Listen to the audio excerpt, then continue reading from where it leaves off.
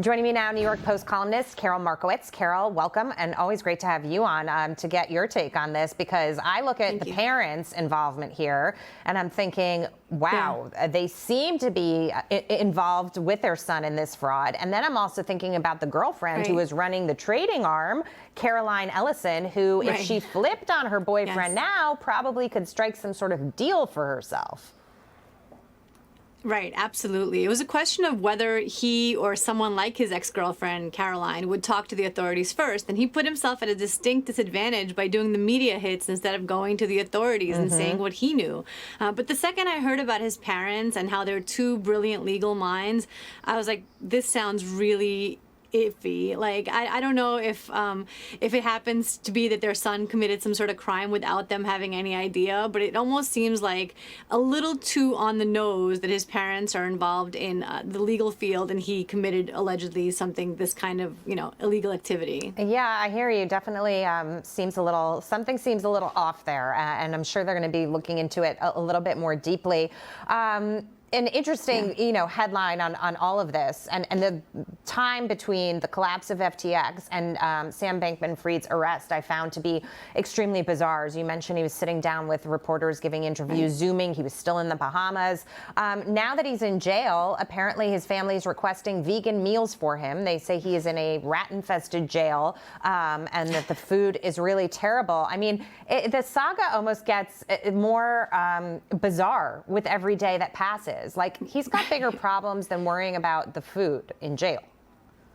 Right. His behavior has just shown that he thinks he's smarter than everybody else and he can get away with what he's allegedly done. He's being held in prison in the Bahamas because he ran away to the Bahamas. If they're not vegan friendly, he could always return to America and wait in prison here. And also about the political angle, he's charged with conspiracy to avoid campaign finance regulations too.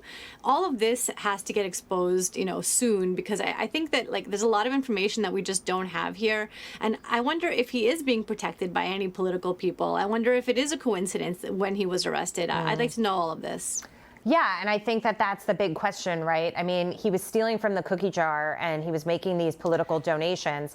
I have made the point that there are parts of this fraud that were garden variety fraud. It wasn't all necessarily related to crypto, where people would feel, well, I don't understand this. This is new. It wasn't regulated, or these people were protecting him from regulation in some way. Some very basic wrongs happened here that no other firm, whether they were trading crypto or anything else, would be subject to scrutiny for.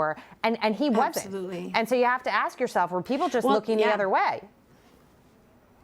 Right, because this is a pretty classic money laundering, taking money out of one company that people are investing in to do something specific and moving it to a separate company. I mean, it's not wildly different than what Bernie Madoff did, except he was just paying off the, other donors or other people who are investing in his company. So this is really similar. So it's not that difficult to understand. It's not crypto. It's not something weird and different. It's money laundering. Yeah. And so if he's found guilty of this, I want to know who else knew about it. Did anybody help him? Did anybody help protect him? Yeah, and just on the Madoff point, I have made that comparison as well. But there's an interesting nuance, which is that the Madoff investors at least got their initial investment back at the end of the day. They did not get their fake returns back with that, but they got the initial investment back. There will be people here that do not get their accounts replenished and are going to take a big hit. So we shall see. Karol, good to see you as always. Thank you so much.